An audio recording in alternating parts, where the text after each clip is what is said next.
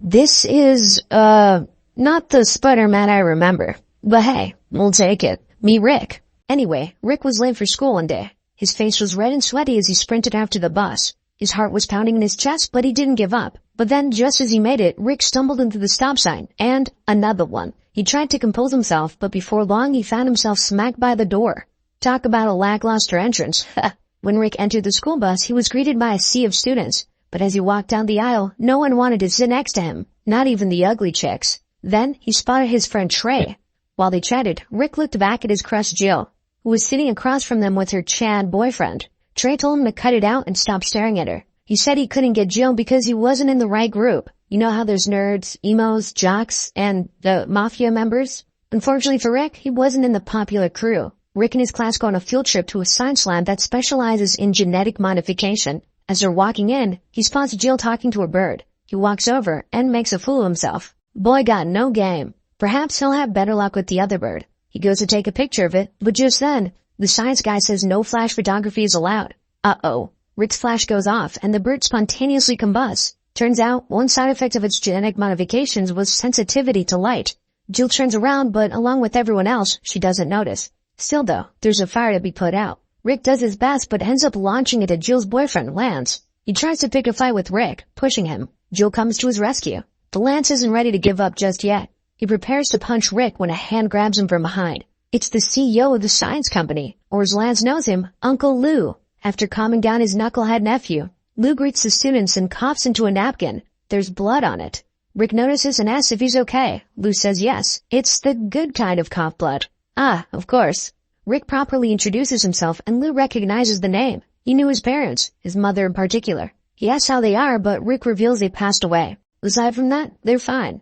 We cut to a look at some so-called super dragonflies. Inquisitive Jill takes a closer look and notes that one is missing. It flies over to Rick, who is, for whatever reason, battling a raccoon. Then, the dragonfly bites him. Look, it ain't a spider, but it'll have to do. Rick stumbles home and he's looking awful. His uncle reminds him to feed the fish, but Rick vomits in the fish tank.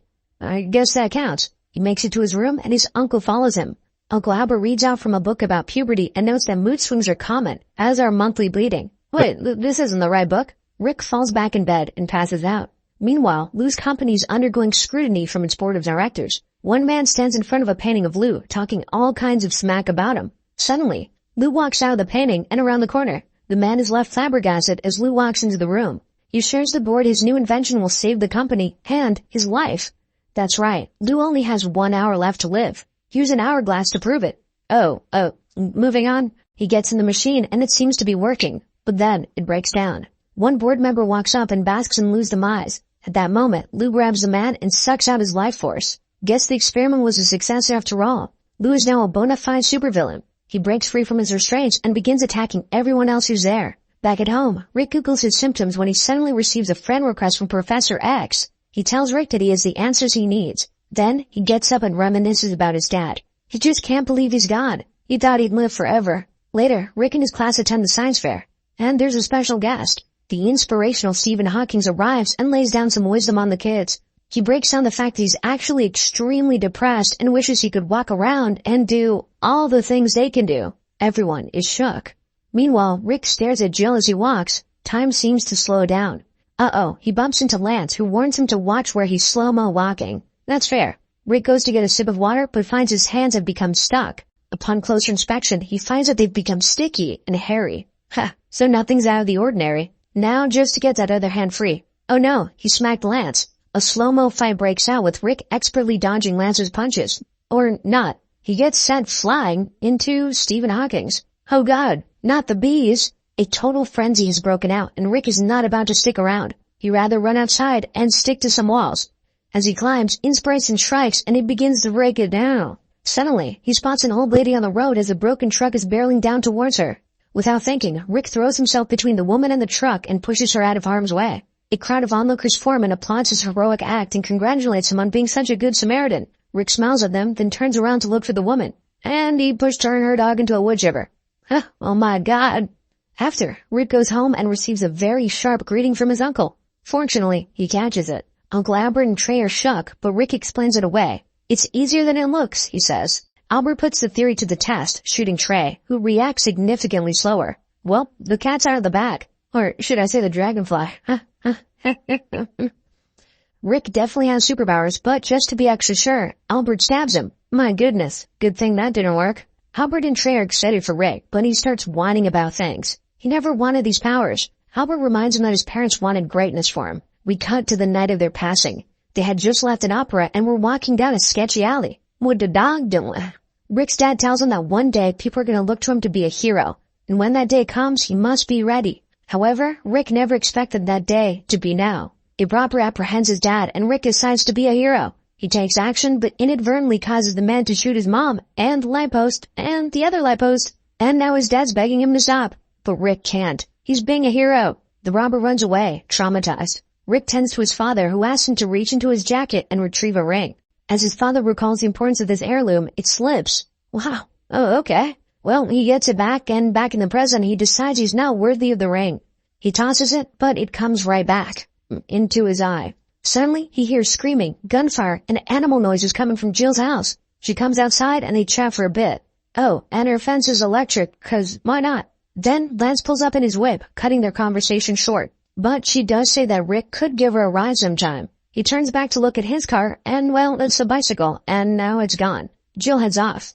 Oh look, some birds. And they're gone. Back in his room, Rick receives another message from Professor X, but this time, it's a video. He says he can help him train, but then the video starts bugging out and Rick can't make out what he's saying. Something about deleting his internet history. After the call, he gets a pop-up ad about a car loan. Great, just what he needs. Rick goes to the bank to get that car loan, but gets denied. He says he really needs this, but the teller says, I missed the part where that's my problem. Classic. At that moment, a gunshot goes off. Someone is robbing the bank, and Rick and his aunt make a run for the door, but so does their would-be robber. The man has trouble opening the door. You know, one of those push-pull moments. The ever-polite Rick helps him. He had the same problem coming in. The bank teller runs up and is upset. Rick claps back. I missed the part where that's my problem. Just as he utters those words, 2 gunshots go off outside. Rick runs outside to find a crowd huddled around someone, but that someone was a very talented monkey. Relief washes over him until he spots Uncle Albert collapse on the road. Rick runs over and Albert delivers the famous line. You know, something about responsibility? I don't know, I don't remember. The paramedics arrive and it appears he'll live another day. Meanwhile, Mr. Landers is looking worse for wear. His vital signs are all out of whack. Then, his assistant pulls up. Awesome, just what he needed. He grabs her and zaps her life force. Rejuvenated, Lou enjoys his power before remembering he's got to deal with the body. He stuffs it in the cabinet, but just then, the janitor walks in. That's a little sussy, he thinks to himself. Back to Rick. After visiting his uncle in the hospital, he runs into Professor Xavier, who, as we know, can read minds. He proves it to Rick by having him think of a number. But then Rick goes ahead and says it out loud. The professor thinks to himself, they don't pay me enough for this. Professor X takes Rick to a school for gifted children. We see lots of wacky mutants along the way, and even some classic ones. We continue our tour around Xavier's school as he switches out his wheelchair for something more comfortable. Wow. Okay.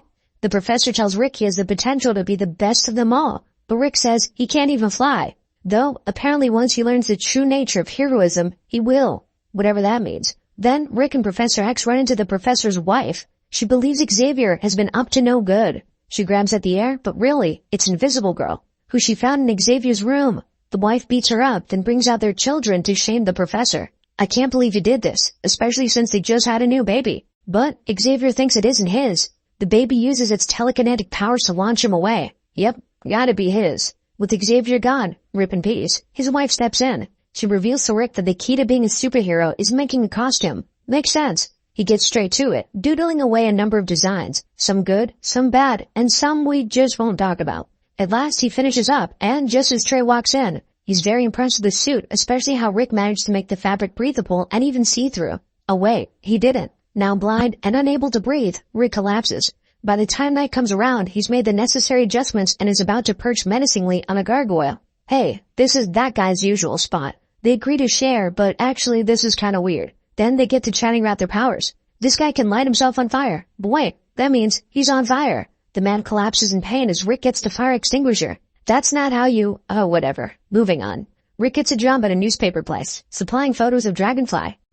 His boss notes that these pictures are almost like Dragonfly's the one taking them. But Rick proves the contrary. Very nice. Suddenly, someone pops in to report on a police standoff at the university. Rick disappears, and both men are left flabbergasted. At the university, the supervillain Hourglass makes his first appearance. aka Lou Landers. He's there to steal some ceruleum, which he needs to stay alive. However, Dragonfly is here to save the day. But after a strong punch, he must pause to stare lovingly at Jill, who is also there. He gets back to it with Hourglass, and they reach a standstill.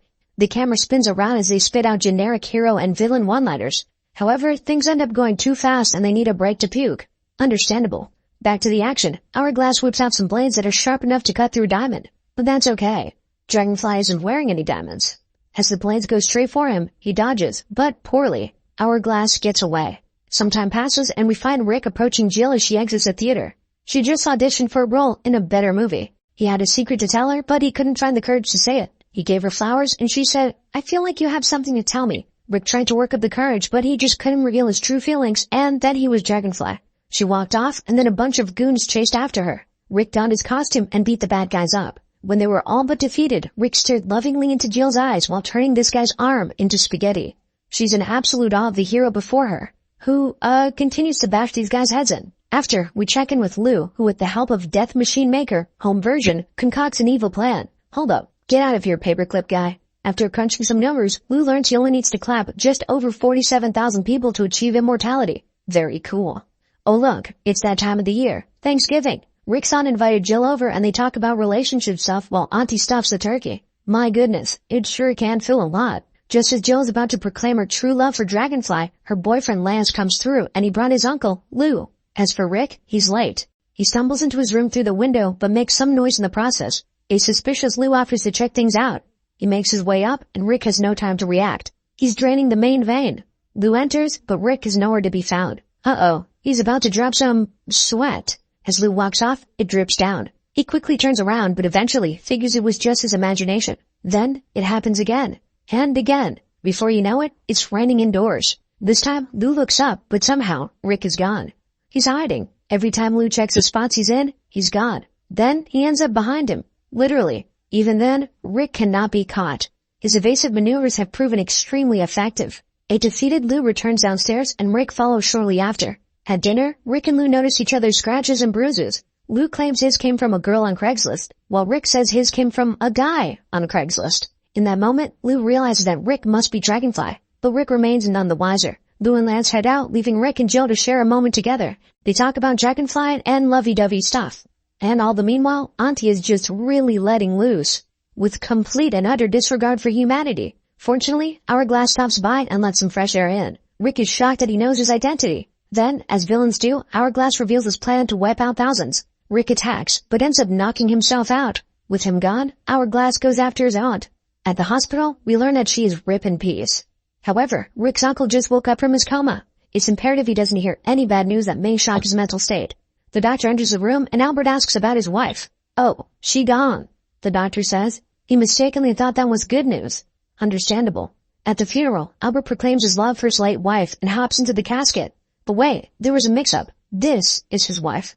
Oh, on second thought, funerals are too expensive. How about a cremation? Excellent. Then, Jill is totally making moves on Rick, but he rejects her. He must keep her safe. About 3 hours pass and Rick is very depressed. He even grew a beard.